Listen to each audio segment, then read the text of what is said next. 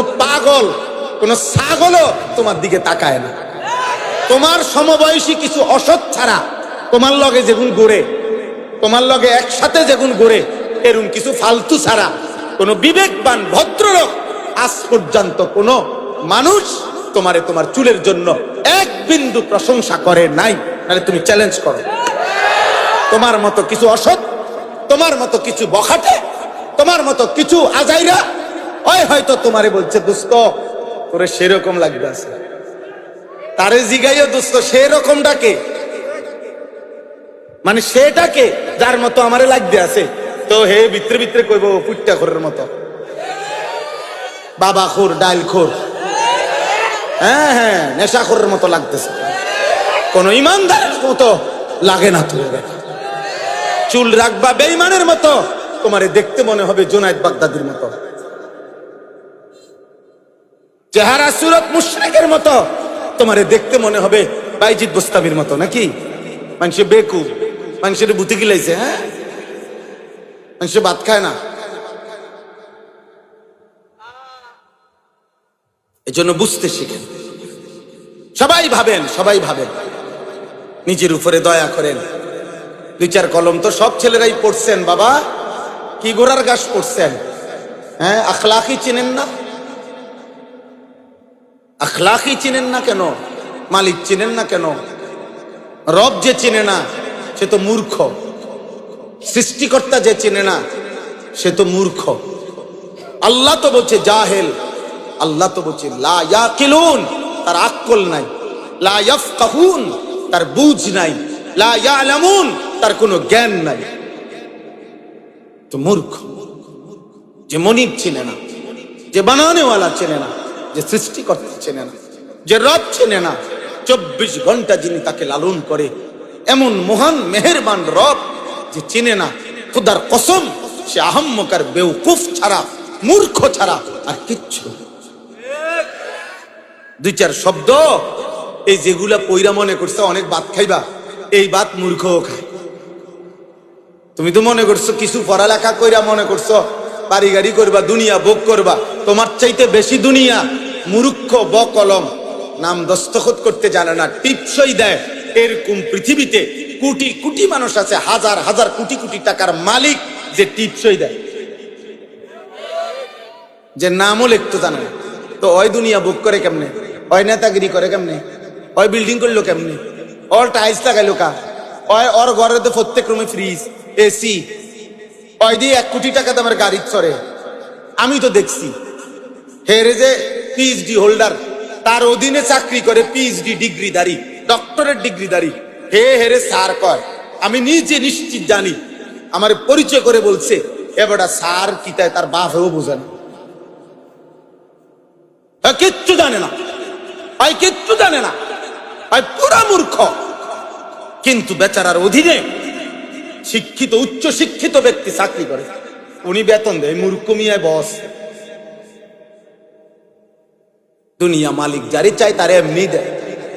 হাতি হাতিকে আল্লাহ তাআলা প্রতিদিন, প্রাণীবিদ্যা গবেষকদের কথা হলো হাতি একদিনে 250 কেজি খাবার খায়। জঙ্গলের হাতি 250 কেজি, 90 লিটার পানি পান করে হাতি। তাহলে বলেন দুনিয়া হাতি বেশি ভোগ করে না? কথা বলেন না কেন?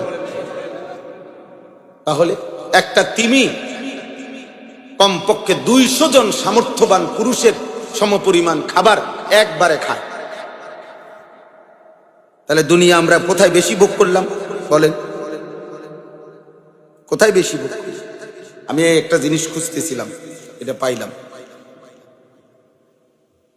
কোরআনুল কারীমের মধ্যে আছে, শয়তানকে আল্লাহ যেদিন বিতাড়িত করে দিছে, ইবলিসকে সেজদা না দেওয়ার কারণে, সে বলছিল আল্লাহ লা ইন আখারতানি ইলা ইয়াউমিল কিয়ামা, আপনার কসম আপনি যদি আমারে কিয়ামত পর্যন্ত হায়াত দেন, লা আহতানিকান্না যুররিয়াতাহু ইল্লা কালিলা, অল্প কিছু লোক বাদে আমি আদমের অধিকাংশ সন্তানকেই জাহান্নামী বানাই দেব, নাফরমান বানিয়ে দেব। ক্বালা যহাব, আল্লাহ ইবলিসকে বলছে, যা, ঠিক আছে, বাইরো যা। ফামান তাবিআকা মিনহুম ফাইন্না জাহান্নামা জাযাউকুম জাযাআম মাওফুরা। তো শুনে নিস, কিয়ামত পর্যন্ত যত লোক তুই ইবলিসের অনুসারী হবে, আমি আল্লাহ ঘোষণা দিলাম শতভাগ পরিপূর্ণ জাহান্নাম তোদের সকলকে দিয়ে পূর্ণ করে দেব।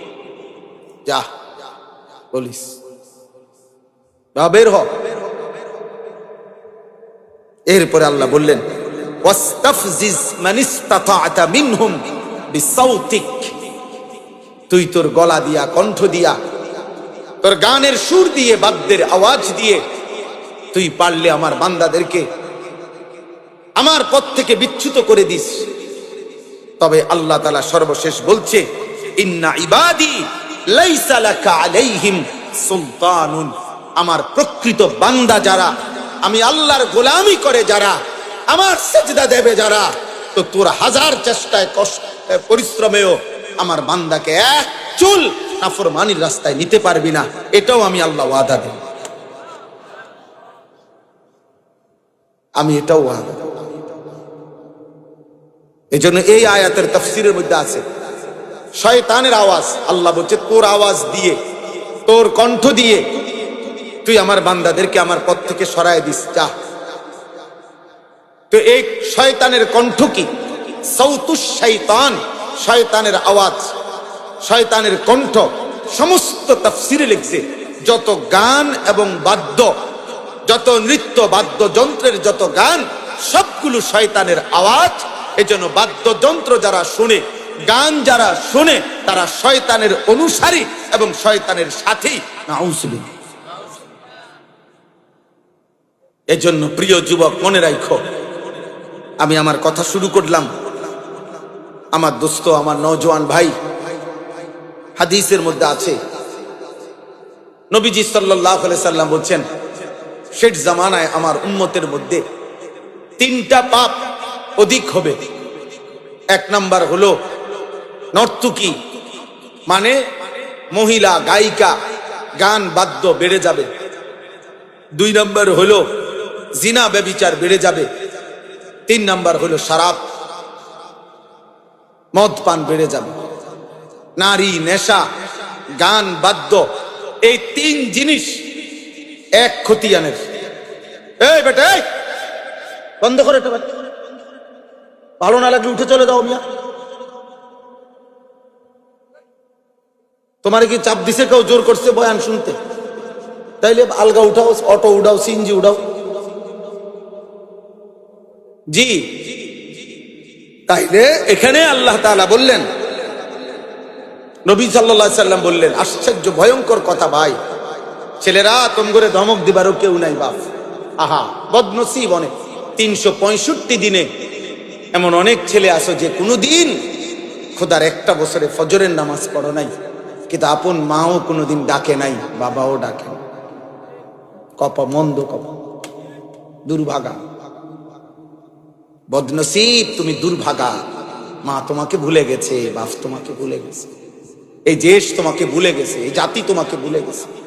সবাই মিলে তোমারে বলছে, যা, তোরে ছেড়ে দিলাম, তুই আল্লাহর নাফরমানির পথে থাক। নারী দেখ, ছবি দেখ, উলঙ্গ দৃশ্য দেখ, রাতভর